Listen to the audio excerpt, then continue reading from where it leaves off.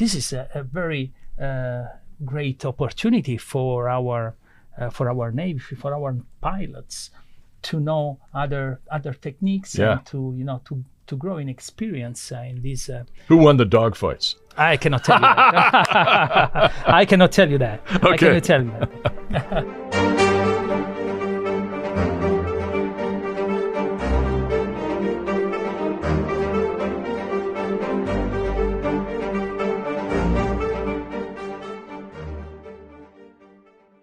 Hello, everyone. This is Admiral Jamie Fogo from the Center for Maritime Strategy at the Navy League of the United States, just outside Washington, D.C. You're listening to Maritime Nation, the Center for Maritime Strategy's podcast designed to dive deeply into the policy challenges facing America's sea services and the role of the United States as a sea power on the global stage. Thank you to Data Miner for sponsoring Season 4 of Maritime Nation. We're honored today to be joined by Rear Admiral Giancarlo Ciappina of the Italian Navy. Admiral Ciappina graduated from the Italian Naval Academy in 1996. He received his Naval Aviator Wings of Gold in Corpus Christi, Texas, as a fixed-wing pilot before qualifying as a rotary wing pilot in 1998. For the next 6 years, until 2004, he served aboard several Italian ships of the line and an ASW helicopter pilot's position at sea. Ashore, he served as flag aide to the Chief of the Italian Navy and the Minister of Defense, followed by tours as head of the cabinet of the Undersecretary of State for Defense and as assistant to the Deputy Chief of the Navy. Admiral Ciappina has commanded many times, first as commanding officer of the patrol vessel Spica, employed mainly to counter illegal fishing and migration in the Mediterranean Sea. Following this tour, Admiral Ciappina assumed command of the Frem-class frigate Virginio Fazan. I was aboard Virginio Fazan in Lower Manhattan during Fleet Week in 2023. What a beautiful ship. And for the benefit of our viewers, the term FREM stands for Fregate Européenne Multimissione. And we are building a modified version of the FREM in Marinette, Wisconsin on the Great Lakes called the Constellation-class frigate. First ship of the line is under construction now. Well, while in command of Virginio Fazan, Admiral Ciappina deployed to the Mediterranean Sea during the Mare Sicuro, or Secure Seas, operation and NATO's Active Endeavor operation. Finally, he was CEO of the Italian Navy flagship, the aircraft carrier Cavour, and we're going to talk about her today, which deployed to Norfolk during his command tour to execute the Ready for Operation campaign aimed at the certification to operate the fifth-generation F-35B VSTOL aircraft. Admiral Ciappina was the first head of the Office for Outer Space and Innovative Technologies at the Italian Navy General Staff, and later as executive assistant to the Chief of the Italian Navy. In June of 2023, he's fulfilled the duties of Commander of the Italian Fleet Air Arm and Director of the Naval Aviation Department of the Italian Navy General Staff. And on June 1st, 2024, he became the commander of the Italian Navy Carrier Strike Group Cavour, which deployed for the first time to the Indo-Pacific region. Admiral Ciappina holds a bachelor's degree in maritime and naval science, a master's in public administration and communication, as well as a master's in global strategy and security. Admiral, benvenuto a Maritime Nation. It's great to have you. Thank you, Admiral. Thank you for such a tremendous presentation. And I wonder if I did all these things myself. But amazing career. But thank you. Thank you so much for this invitation, and thank you for an invitation to the Center for Maritime Strategy, because this is talking about the maritime domain, and it's very important for all of maritime countries as Italy and US, of course. So this is a great opportunity. Thanks. Thank you very much. Grazie mille. And we thank you for being here, coming at our invitation all the way from Italy. It means a lot to me. And before I jump into questions, Admiral, I just want to say hello to some friends back in Italy, scattered all over the country in operational and staff billets. First and foremost, your CNO, Admiral Enrico Credendino. And I have his book on my coffee table in the other office we were in this morning. Chink Nav, one of my former fleet commanders from Trident Juncture, Admiral Aurelio de Corollas, and I received a note from him before you got here, so it was wonderful, and the note that he brought me with the beautiful Amerigo Vespucci coin, so thank you.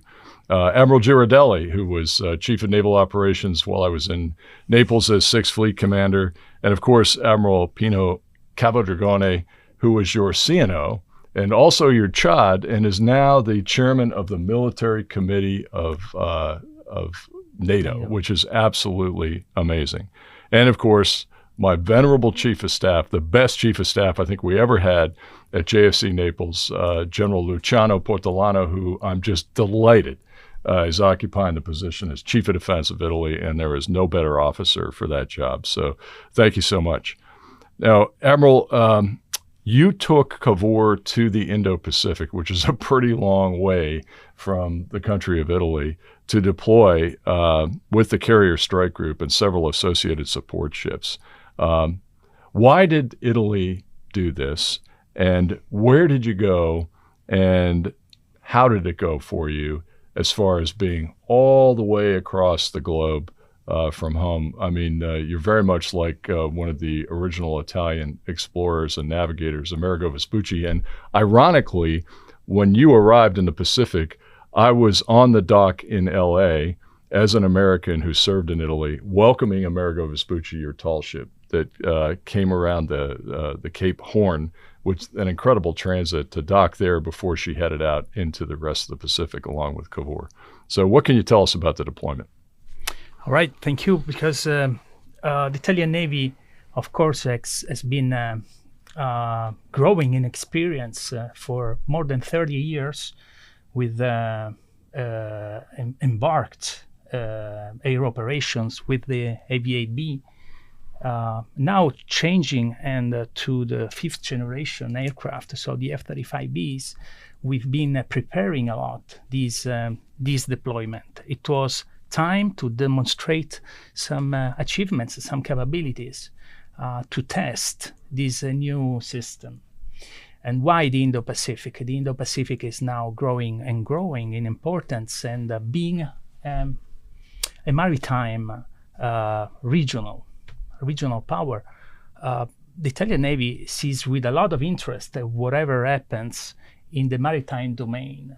So we talk about the widened Mediterranean. There is the area that you are very familiar with your previous experience in Europe. So where all the vital interest, let's say, of Italy mostly lays.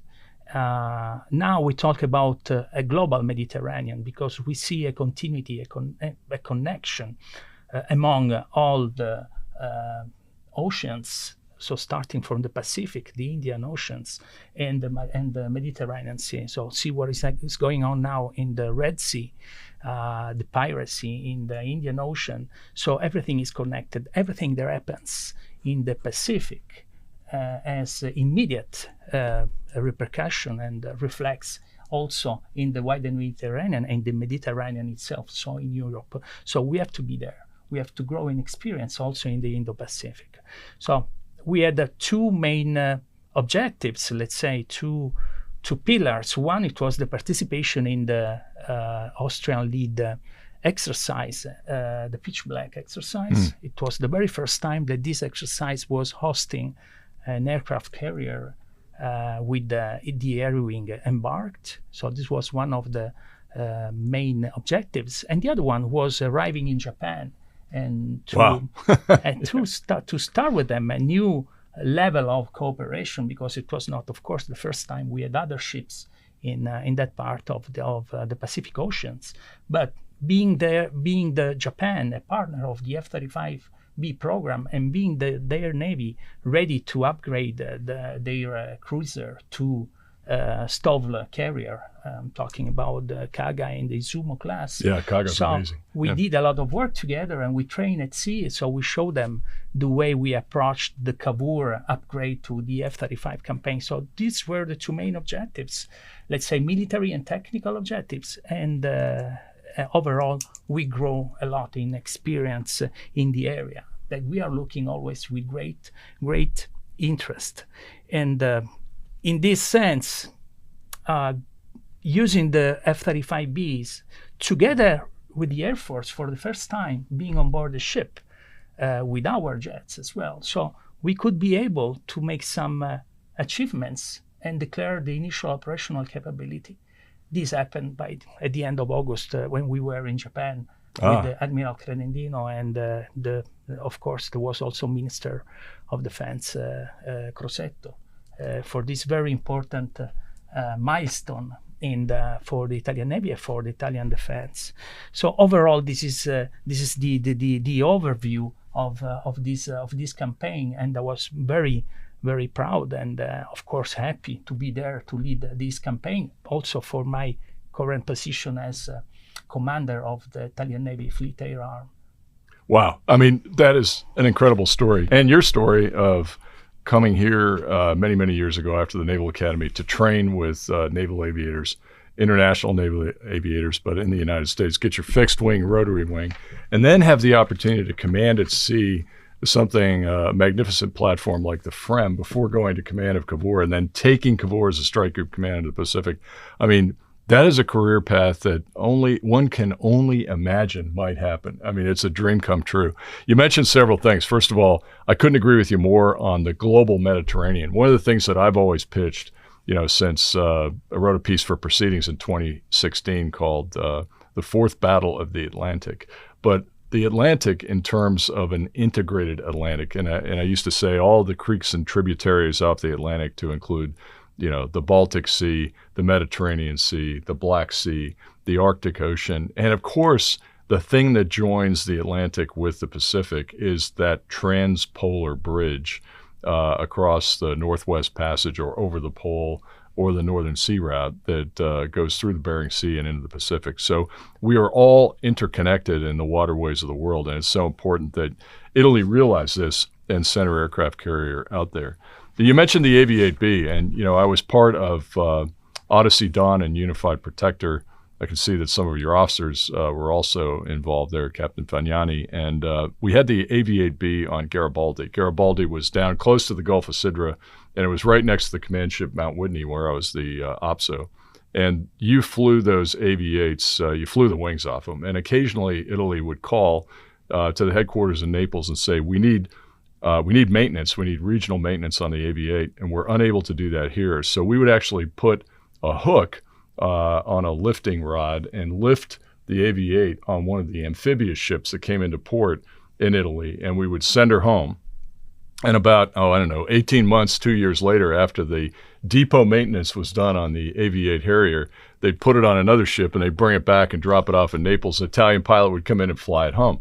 That was very inefficient. Now with the F-35, you have a regional maintenance center. It's the first regional maintenance center in Europe, to the great credit of Italy. And I think the Norwegians were your first customer. So all that maintenance for the F-35 can be done in Europe, which is phenomenal.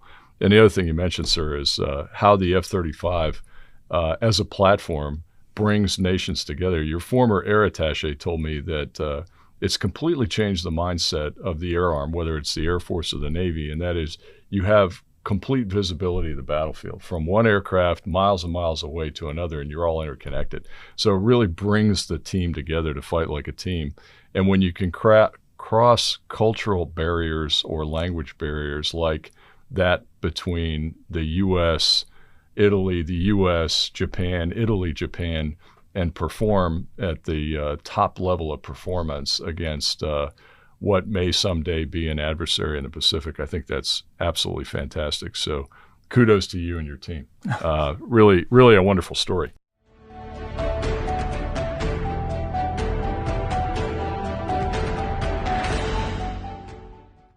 Now, Admiral, our aircraft carriers are named after presidents of the United States. So I looked up the namesake for Cavour, and I was impressed to find out that she is named after an Italian patriot, one of the founding fathers of the Italian state, the first prime minister of Italy, Camillo Benso Conte di Cavour, a fitting name for the biggest Italian warship since the battleships of the 1930s. So let's kind of hone in on the capabilities of the carrier Cavour. How does Cavour compare to other European aircraft carriers in terms of capability and operational flexibility? And how does it improve the combat effectiveness of the Italian Navy? And I can tell you, I noticed differences between working with the Garibaldi and the very modern systems that you have improved on ITS Cavour. It's not a nuclear-powered platform. It's a conventional platform. But the fact that you were able to go all the way from Italy to the Western Pacific and back and without any problems whatsoever is a great credit to the Italian Navy and to you and your leadership. So what can you tell us about Cavour? Right. Thank you, sir. Let me first say, you were talking about Unified Protector down in 2011, and that was an amazing example of what we experienced now in reciprocal logistic support between the Italian Navy and our allied. So that was a very important thing that we realized that we put in place down there in the Pacific area with the 7th Fleet, but also with the 5th Fleet in the Indian Ocean and with other allied that were deployed in the area. So the key of the reciprocal support is fundamental if you want to be effective and efficient in the area. And so this is what we experienced as well during our deployment. So we've been receiving continuously support by our U.S. friends and allied in the area. That was really awesome.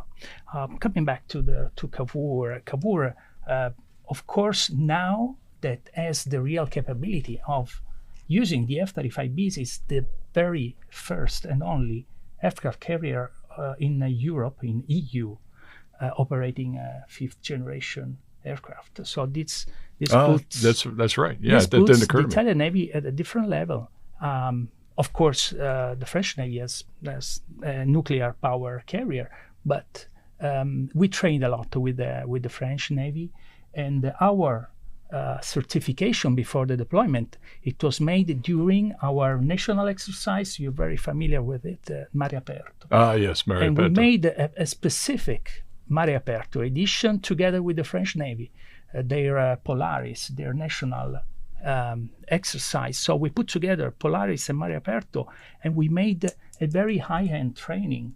When you say train as you fight, we stayed at sea, the Italian Carrister group and the French Carrister group, and we fought against each other in a real war scenario. That was an awesome exercise, and this helped a lot before crossing the Red Sea and be really effective and ready to work to any difficult scenario, let's say, during the deployment. So that was something that we realized it was very effective, and that's what we are going to do to certify the Carrister group before each deployment, exploiting the Mare Aperto scenario that is very fruitful of experiences for the carrier.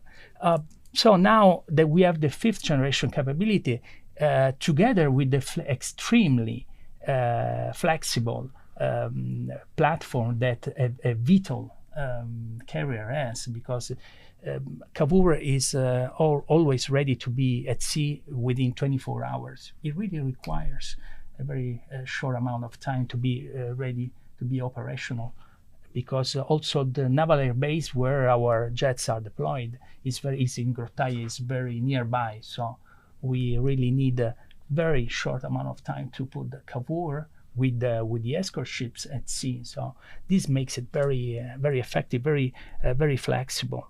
And the Navy is the Italian Navy, of course, sees in the aircraft carrier capability and the Carrister group one of the main 3 pillars of the Navy high-end capability, together with the amphibious task group, because we are developing now with the arrival of ITS Trieste, the biggest ship delivered to the Navy last December, and together with the special forces, of course. So those are the 3 pillars where we base the high-end capabilities for the Navy, and we focus on Cavour, and we are keeping on modernizing it, and also for some operational changes that we suggested after the deployment. So these were going to be in place very soon.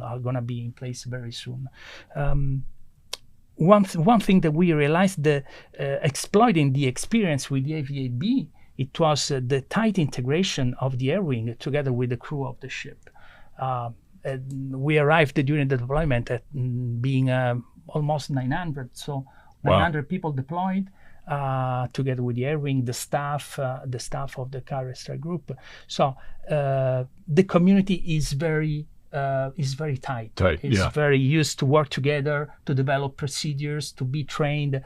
So this makes very flexible and suitable for very quick deployment. The carrier strike group itself and the CAVUR, the platform itself. So let me just add that the ship is being also qualified to operate with the Osprey, the MP-22. Oh, so fantastic! We've been operating with the Marines also during the deployment. So Excellent.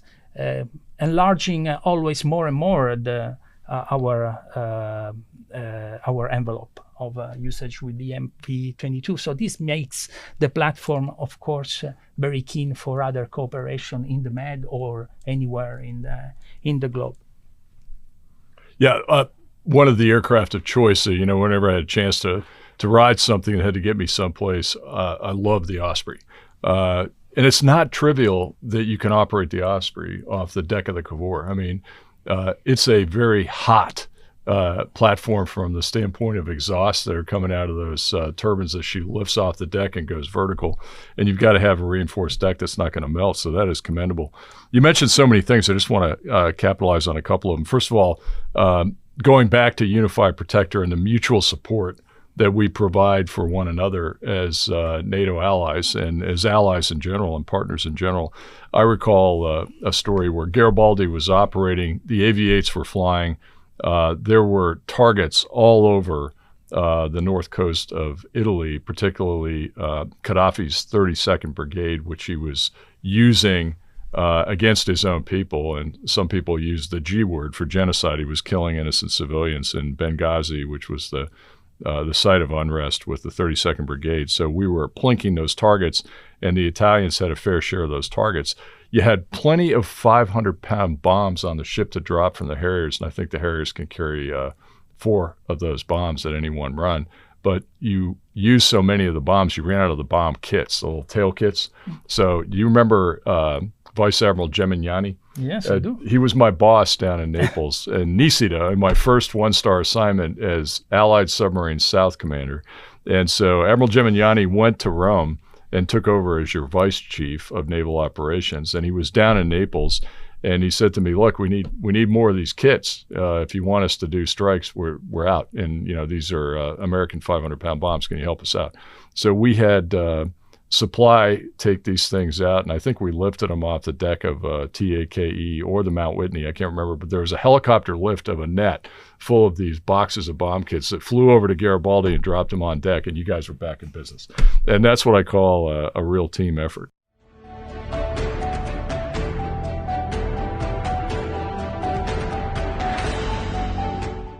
You are listening to Maritime Nation, the Center for Maritime Strategy's podcast designed to dive deeply into the policy challenges facing America's sea services and the role of the United States as a sea power on the global stage. We aim to provide you with the highest quality analysis on the most pressing maritime security challenges by joining in conversation with key experts and practitioners.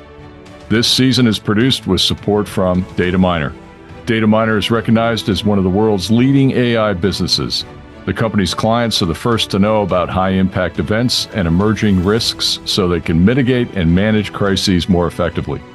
Dataminer solutions are relied on 24/7 by hundreds of clients, including the Department of Defense, in over 100 countries across 6 continents to help them solve real-world problems. Here at CMS, our whole team uses Dataminer's First Alert to stay up to date on breaking news or crises that impact our national security or the security of our allies and partners.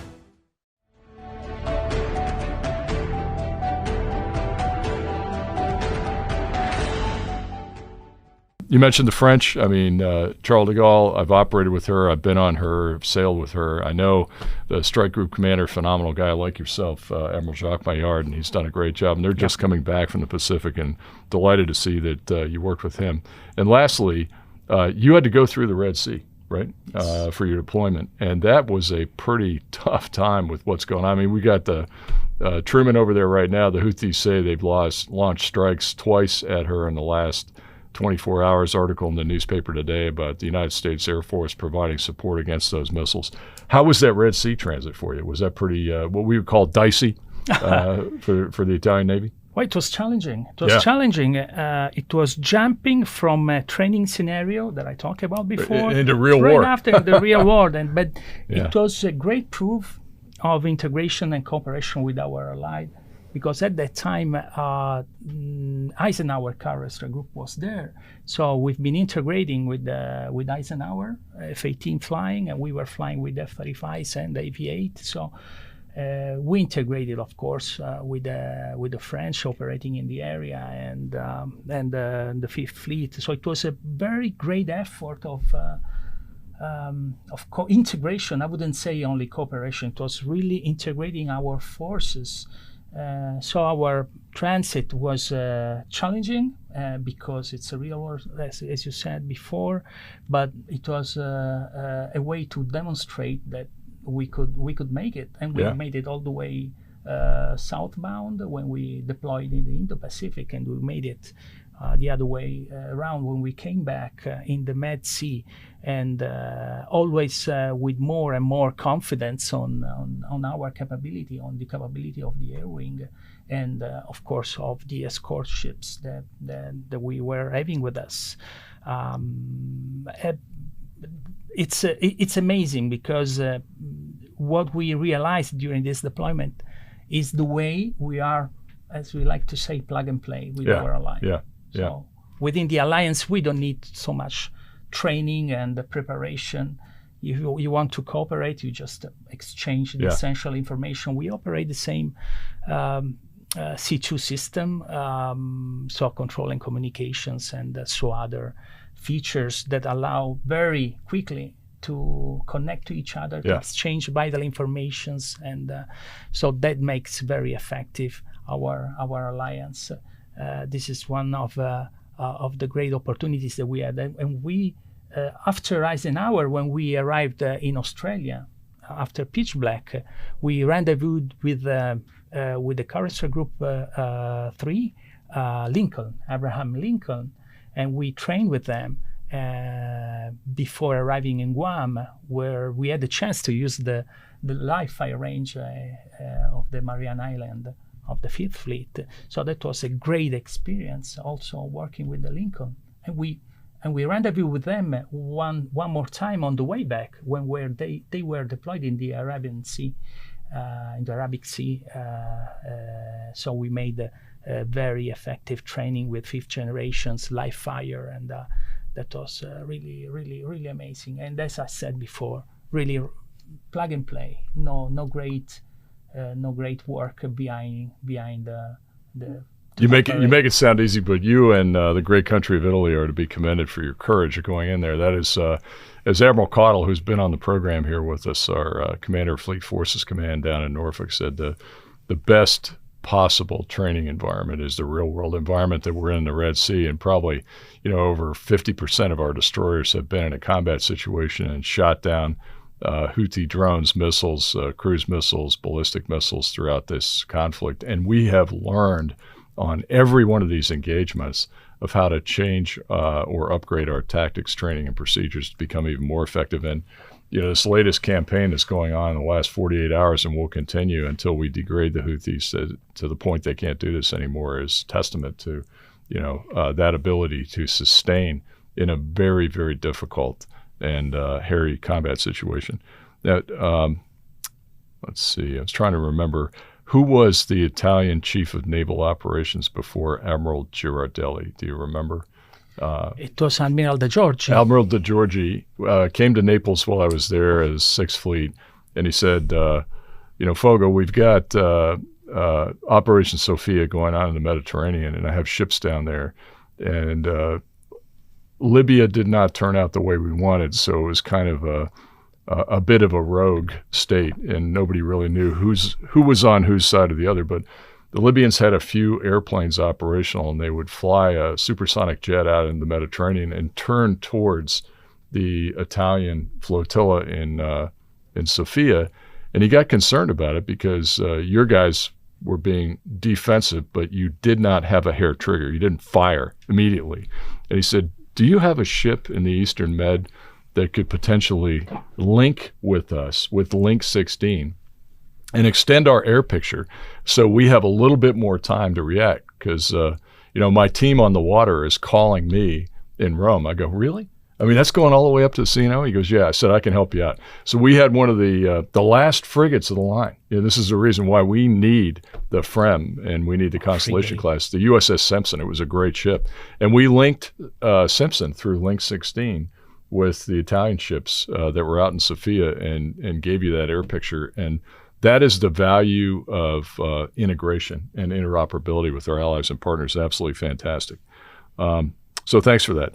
I'm really interested in your bilateral operations with a nation that's very near and dear to the United States. And we just had the Prime Minister here, Prime Minister Modi, and that's the nation of India. So what was it like working with the Indian Navy carrier, Vikramaditya, and the destroyer, Visakhapatnam? Well, it was very interesting. It was the multi-deck exercise, the only exercise we did outside the alliance. All the others we did it with the Allied, and it was interesting because we could realize their mindset, their procedures, but above all, the willingness to open up and cooperate and make training together with us. So this was a great sign for very important because we are the Italian Navy is very concerned in the area of the Indian Ocean. We are present. We have always a ship in Atalanta for anti-piracy. You mentioned the Red Sea. We are very concerned in keeping open the sea line of communication through the Red Sea, of course. And so we have always a ship over there. So in Aspides, we cannot avoid to invest in great opportunities of cooperation and training with the Indian Navy, and that's what we did. So we made a lot of coordination meeting and set up before going at sea, and we had the chance to train with the Navy and the Air Force. We met the Air Force also at Pitch Black exercise, but it was just a very short window opportunity. So, but when we were over there at sea, we made a lot of training, and it was very interesting, because there are so many differences, the way we operate at sea as Allied, and of course, other partners. This is another takeaway of the campaign as it all, because it was so easy, as we said before, to operate with the other Allied, because we are used to do things together everywhere in the world. So we're ready to do it whenever we need to do this. When we come to partners, it's, there are partners that are used to train with us a little bit more often, I would say, like Australian Navy, for example, or the Japanese, a different level. But that was the very first time that we made air operations with the Indian Navy and the Indian Air Force. Is that right? First time? Yes, first time. We had the chance to operate and know the MiG-29 operating from the Vikramaditya. Mm-hmm. And we had the chance with the Air Force at nighttime to make air operations with the Rafale of the Air Force, the Sukhoi 30. So this is a very great opportunity for our Navy, for our pilots, to know other techniques and to grow in experience in this. Who won the dogfights? I cannot tell you that. I cannot tell you that. Okay. I cannot tell you that. But it was a great. Very diplomatic, sir. Yeah, it's a great opportunity. It doesn't matter when you train.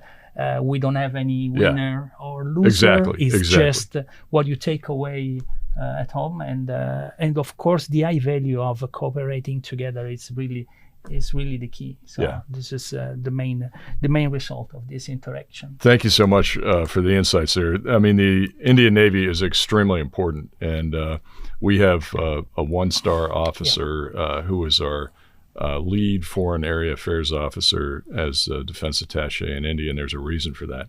And tell you a quick story about the Indians and the Chinese. Back in 2013, for a year, don't ask me how, but I got involved in this negotiation with the PLA Navy, the Chinese Navy, on rules of behavior in the air and maritime domain.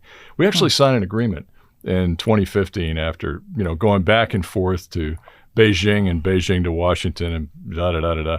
And there were a couple of interlocutors at the table, and I'll protect the names, but there was one Chinese admiral in particular who was an operator. He'd been in charge of a Chinese counter-piracy task force, one of the first.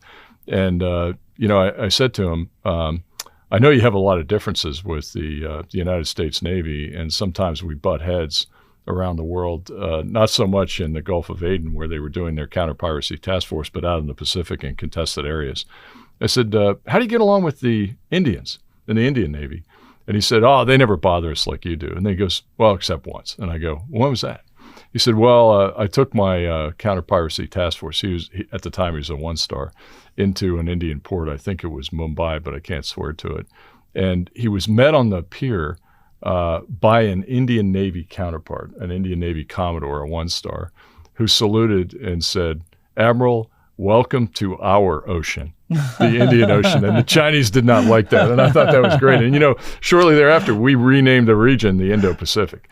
And we have a tendency to rename oceans and things like that. But taking into account, it was Asia-Pacific, which is apples and oranges. It's a continent and a body of water. There's two big bodies of water out there that are really important, Yes, the Indian Ocean yes. and the Pacific Ocean. So thank you for that.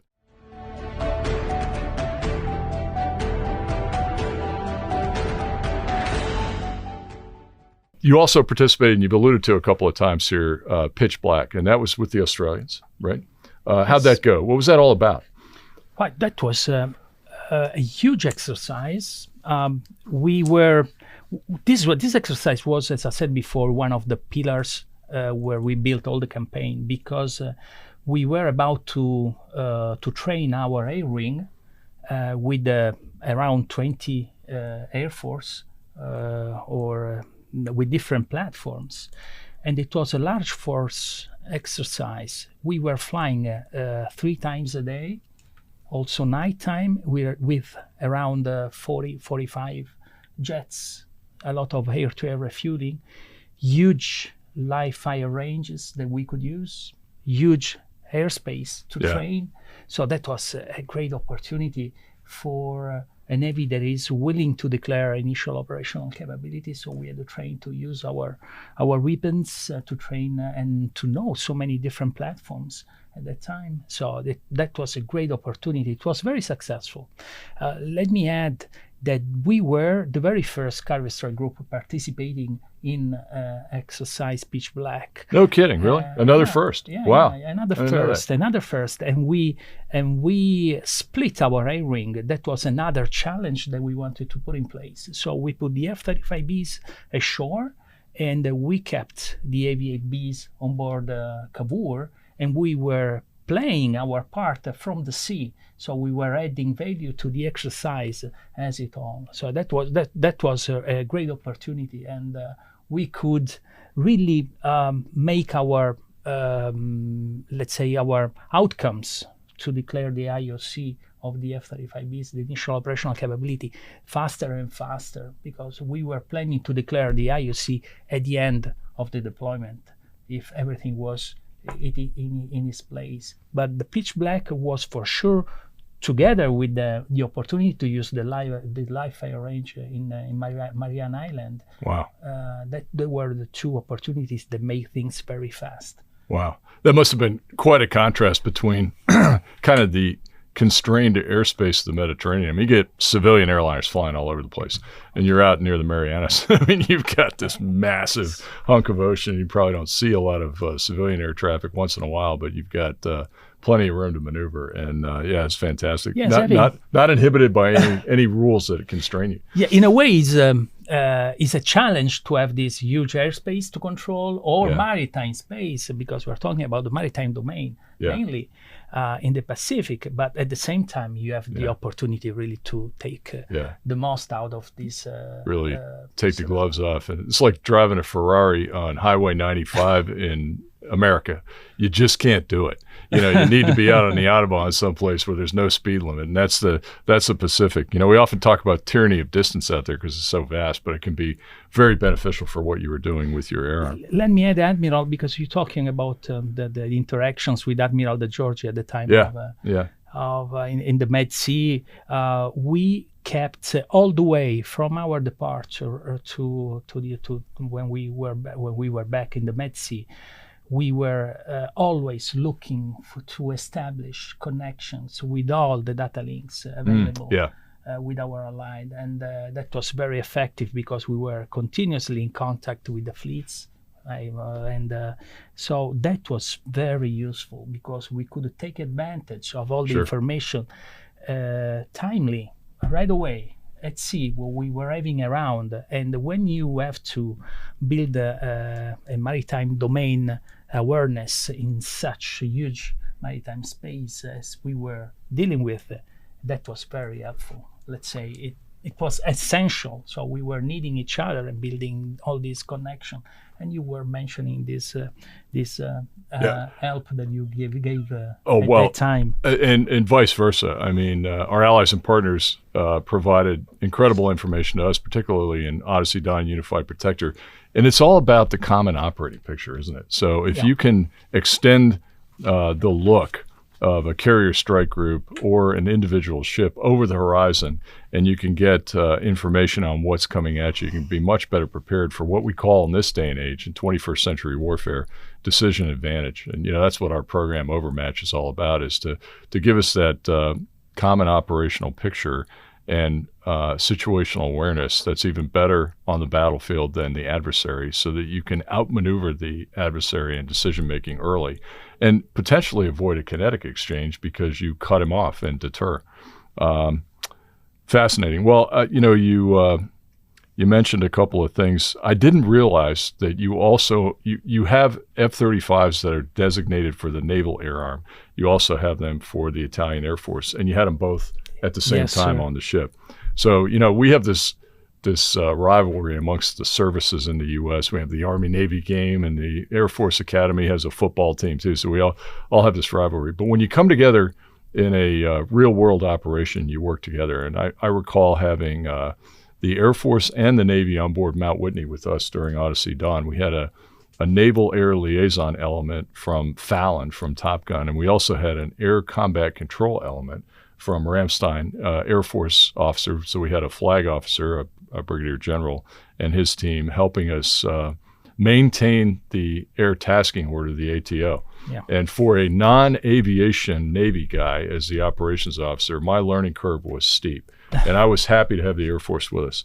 So how to go with the Air Force F-35s on board your ship? At the end of the day, was it really was good? Great. It was great because we were having the jets, we were having the pilots, we were having on board the maintainers. So it was a great... maintainers too. Yeah.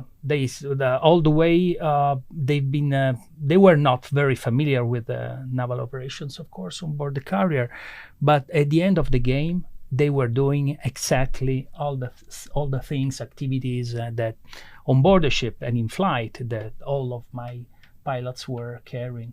So it was a step-by-step activity.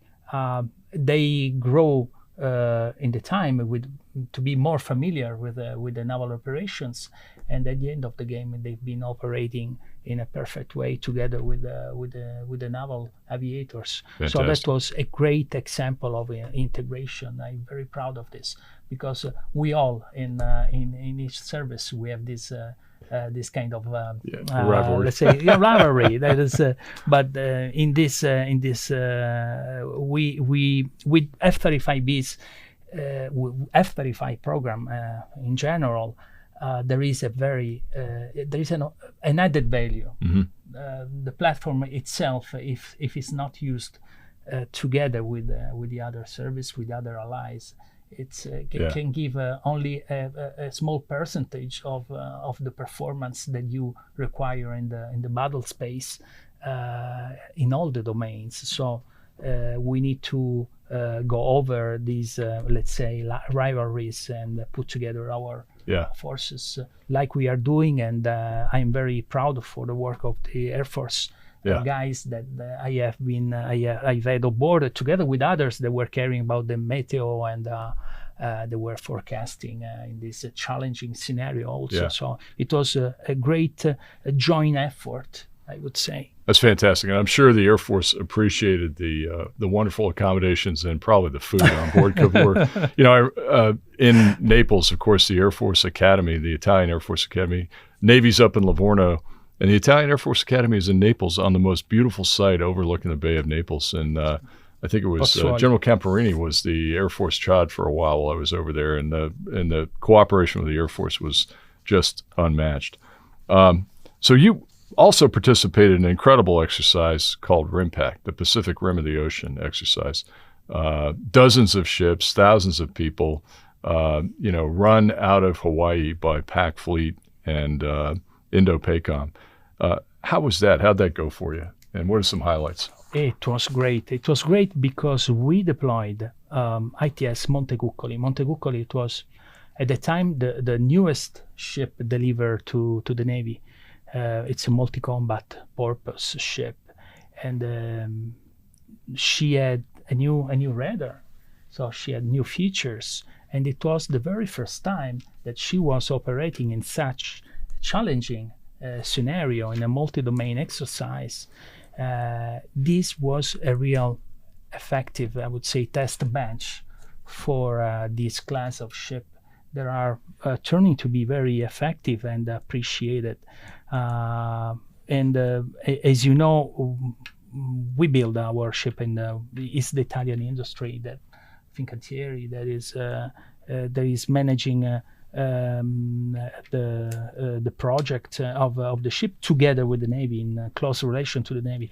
So this exercise together with the other one that followed for Montecuccoli, there is a Pacific Dragon, were very helpful in realizing all the results that we were doing in the new projects in the newest and most modern ship that we were handling. So that was a great opportunity, and of course the opportunity to cooperate with such an amount of navies and scenarios. And in Pearl Harbor, of course, there was beautiful place to muster for an exercise like that. And of course, with an historical meaning that it was very much appreciated. So it was a great opportunity. The very first time that I believe that the Navy participated in RIMPAC, but for sure we will keep our in our intentions to keep on going and learning more and more in all the area and take advantage of such amazing exercise like the Pacific Dragon and RIMPAC. Fantastic. I assume the Chinese were watching while you were out there in RIMPAC. They are everywhere. We used to say. They're everywhere. So. Yeah, always get the Chinese surveillance ships out there watching us.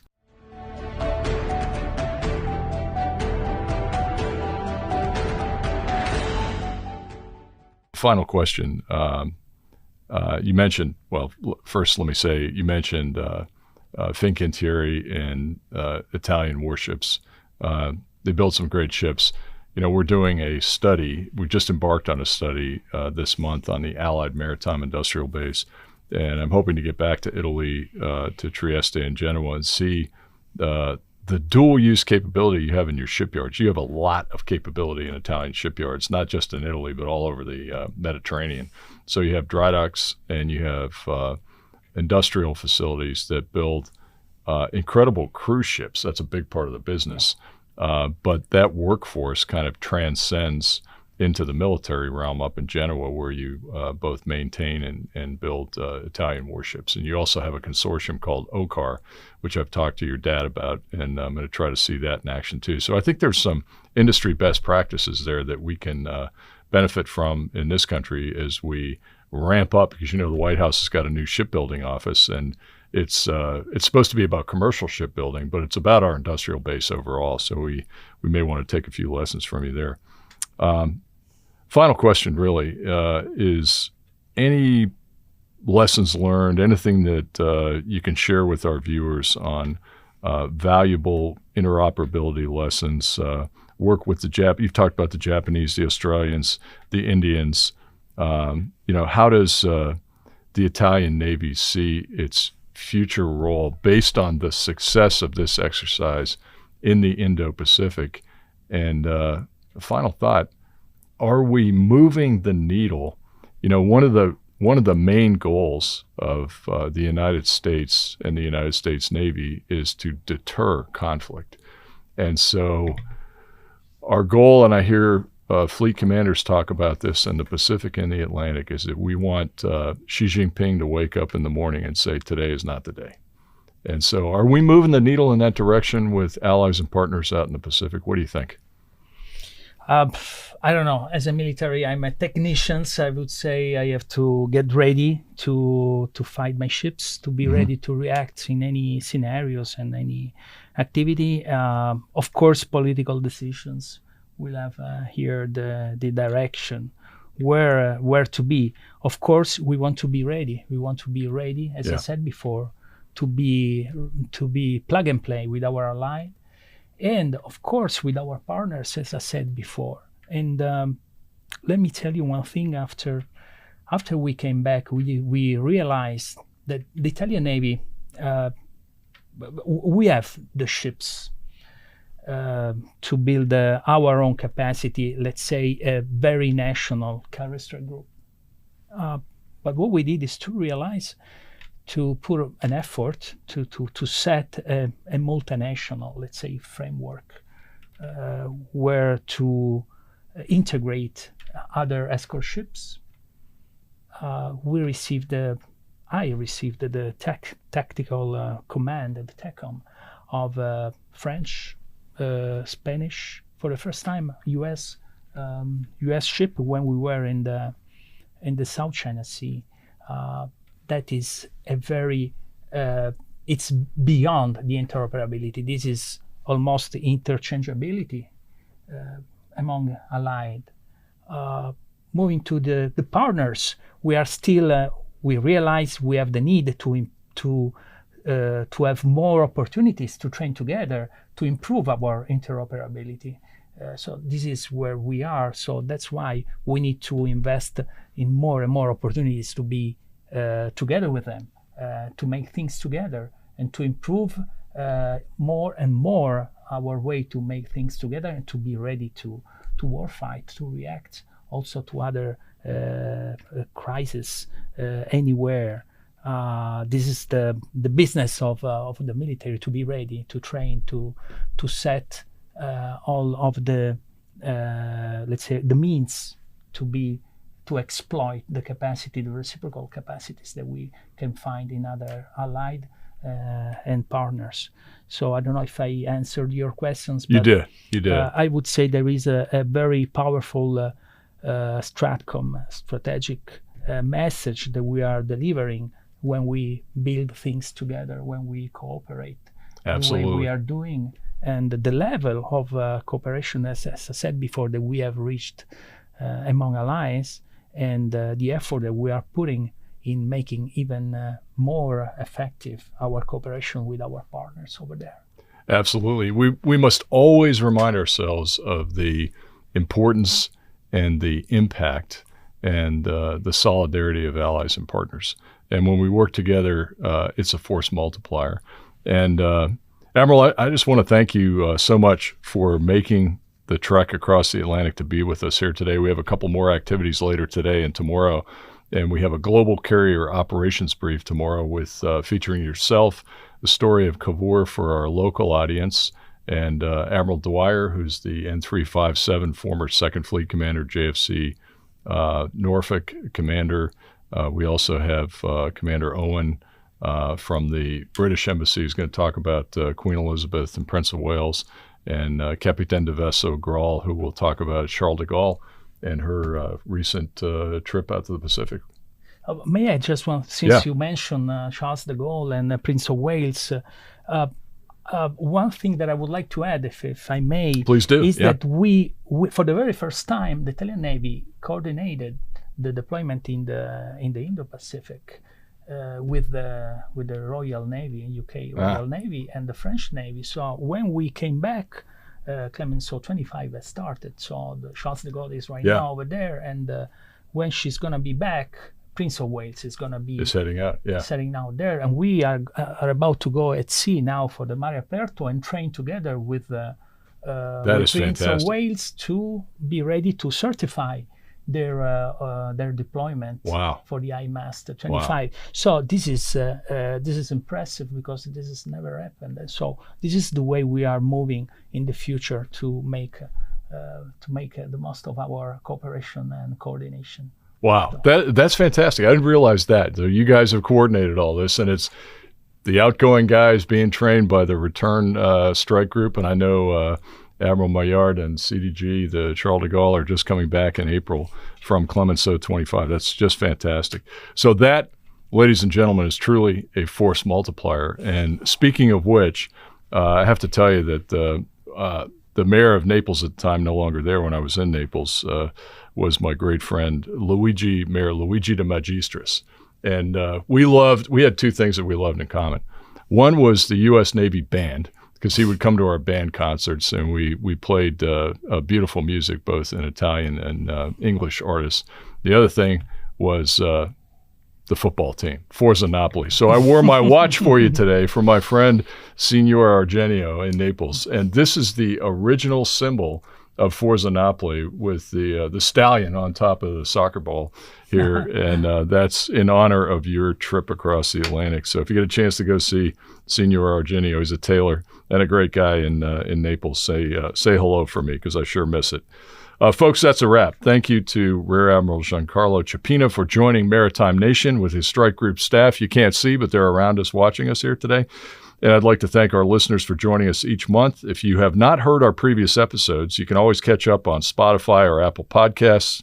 All content described here today can be found on our website, www.centerformaritimestrategy.org, all lowercase.